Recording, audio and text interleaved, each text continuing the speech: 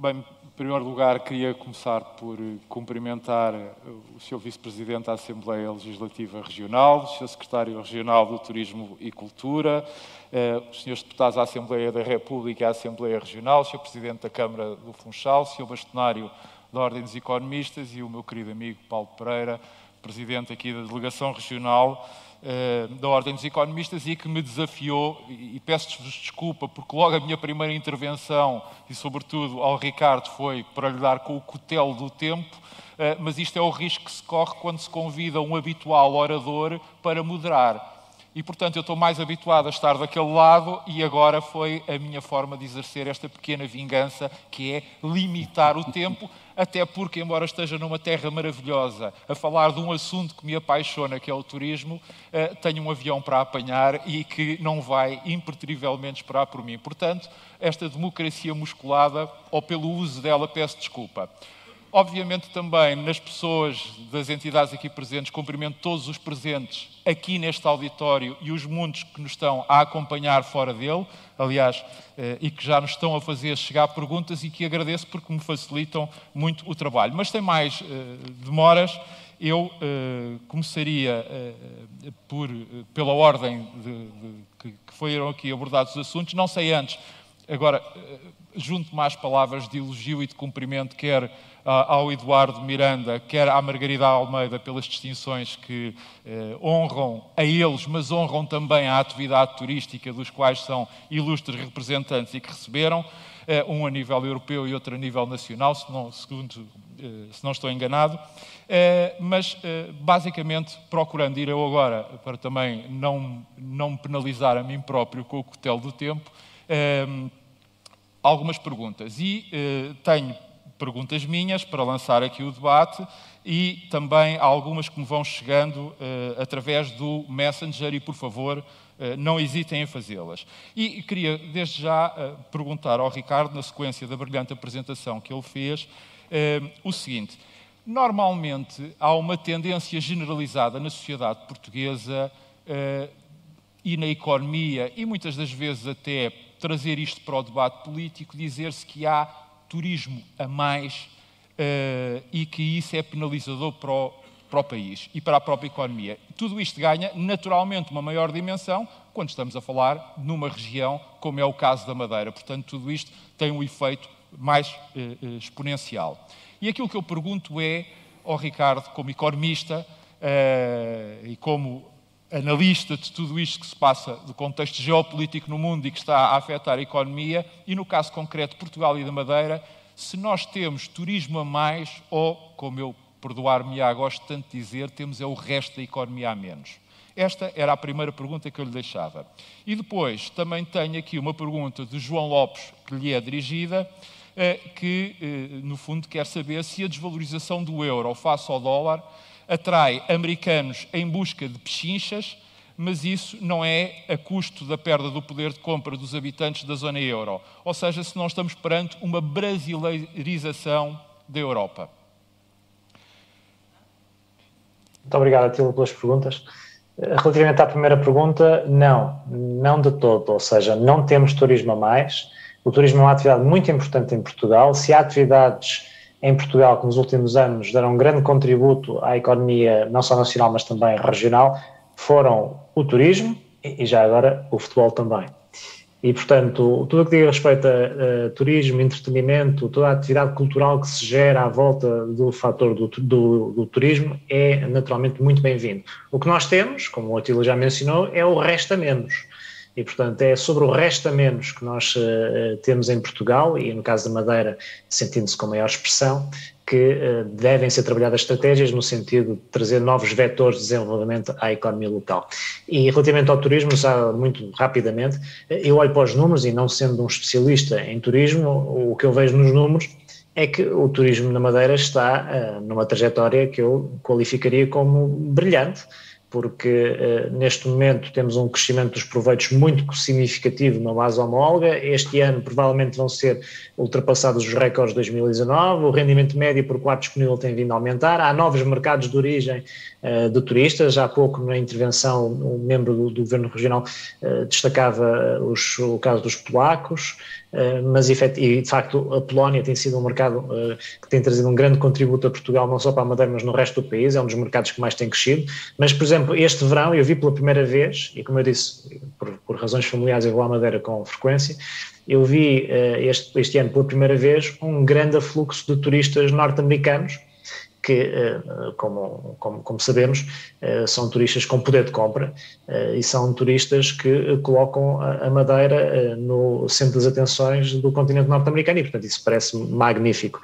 A propósito da segunda pergunta, e, portanto, procurando relacionar aqui estas duas questões, a desvalorização do euro tem sido, obviamente, muito importante face ao dólar em particular, tem sido muito importante para trazer os tais novos mercados de turismo, no caso norte-americano, turismo esse que depois pode evoluir para investimentos residenciais, pode evoluir para este novo fenómeno dos nómadas digitais, pode evoluir para a atração de investimento direto estrangeiro na Madeira junto de organizações norte-americanas, pode evoluir para o financiamento de investigação e desenvolvimento que continua a ser liderado internacionalmente pelos Estados Unidos e onde uma parceria entre os Estados Unidos e a Madeira seria, a meu ver, magnífica e, portanto, por essa forma, a Madeira só tem a ganhar não só com o turismo, mas também com estas relações com países que têm poder de compra mais alto que o nosso, porque isso, a prazo, vai criar oportunidades também para os residentes na Madeira, sem prejuízo, e é importante salientar isso, sem prejuízo, enquanto não existir esta convergência económica do que é a atividade tradicional na Madeira face à sua ambição e face ao potencial económico que outros países e relações com outras empresas podem trazer para a Madeira, enquanto não se esbater esse diferencial, é natural que algumas coisas na Madeira fiquem mais caras para os locais. Eu há pouco mencionava o caso da habitação como um exemplo que é claríssimo. Mas, Ricardo, essa maior competitividade por força cambial da valorização do dólar depois não vai ser negativamente compensada com a perda de poder de compra de quem está na zona euro? Que também são mercados importantes para a Madeira?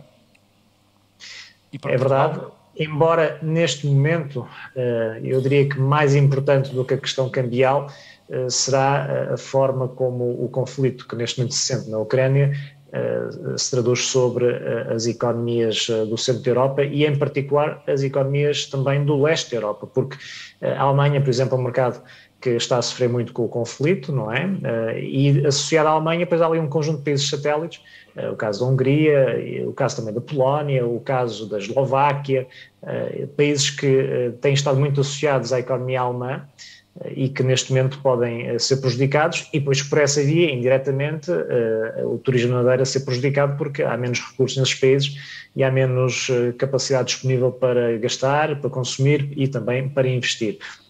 Quanto à questão cambial, os movimentos nos câmbios são sempre muito voláteis. Neste momento o dólar tem uma grande valorização face ao euro, mas com os Estados Unidos a chegarem a um ponto em que a Reserva Federal se vai tornar menos agressiva na subida das taxas de juros, é provável que alguma dessa desvalorização do euro face ao dólar seja agora revertida. Portanto, eu colocaria mais ênfase, como eu disse, no impacto macroeconómico sobre alguns dos nossos países clientes, que seja resultado do conflito entre a Ucrânia e a Rússia e não tanto relacionado com a questão cambial. Obrigado, Ricardo. Bem, eu reagulho já aqui para o Eduardo e para uma pergunta que me chega de Joana Machado e que era uma pergunta que eu tinha aqui, mas como ela o fez, dou-lhe prioridade, que no fundo quer saber se a confusão que está criada pela legislação, pela decisão legal recente de um condomínio poder proibir o alojamento local, isto é uma velha questão que todos nós já falámos e o Eduardo eu sei que já falou disto muitas vezes, numa região, como é o caso da Madeira, onde a maior parte dos alojamentos locais estão divididos nos prédios, ou seja, não há prédios 100% de alojamento local, muitas das vezes há uma mistura entre a comunidade e o alojamento local, se isto não é ou não pode ser uma enorme ameaça. Ok, não queria entrar nos detalhes das nossas questões de alojamento local, mas sim, É uma ameaça. Na prática, aquilo que nós vimos, e já tínhamos dito isso aqui, isso não ia ser uma reação em cadeia. Os condomínios não querem estar aí para o tribunal a gastar milhares de euros para retirar. E já tinha sido criado antes um instrumento que até pareceu, eu até digo que critiquei na altura, mas hoje reconheço que era bastante mais equilibrado, que era a oposição, ou seja, qualquer condomínio que se senta invadido, desrespeitado, pode, com a maioria do condomínio só, pedir o cancelamento, o pedido de oposição à Câmara Municipal. É verdade que é um grande problema para a Câmara Municipal que não tem esse papel, né? Aí caberia trabalho de mediação, arbitragem, seja o que for. Mas tem isso que é gratuito, não precisa de um advogado. A única coisa é que tem que comprovar ou tem que demonstrar problemas reais. O que o acórdão abriu a hipótese é: eu não tenho problema nenhum, eu não quero. E isto abre uma situação, mais uma vez, de insegurança. Não é que está acontecendo, eu conheço 10, 15 casos, talvez que estejam, é uma gota d'água no total, mas cria uma insegurança em qualquer um que pode ter Tive um caso na Madeira que foi simplesmente um vizinho. Mas, Eduardo, não se põe mais essa questão, como desde o início todas as que estão ligadas ao alojamento local, em algumas freguesias de Lisboa, em algumas freguesias do Porto, por exemplo, no Funchal e numa outra zona do Algarve?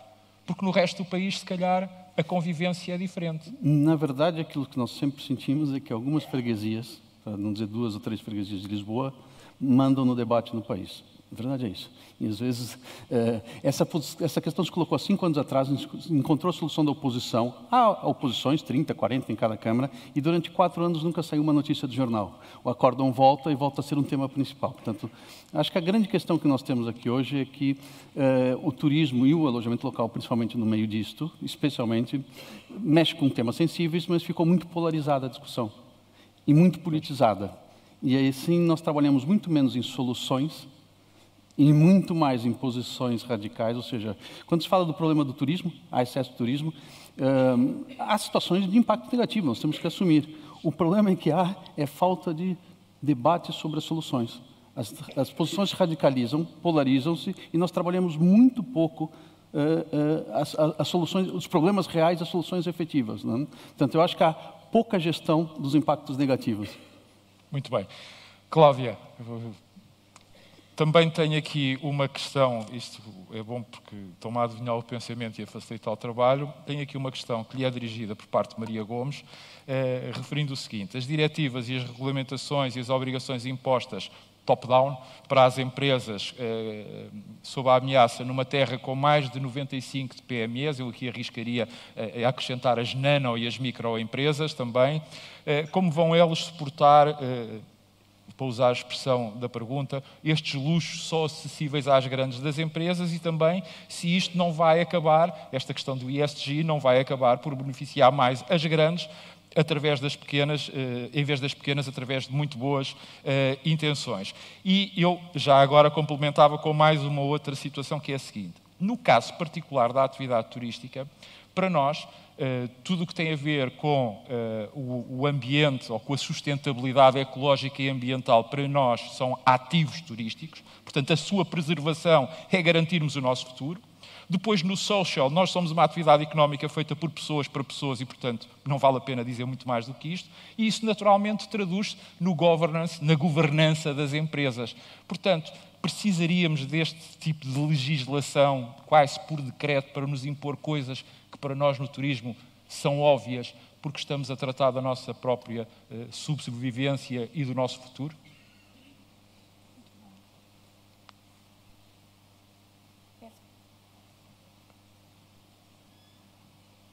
Eu sei que nós passámos as 11 horas, mas não nos cortem a palavra. Perdi o fio. Agora? Já está? Não. 10? Já está. Já está. Não, já. Bom, comentando se calhar a primeira questão.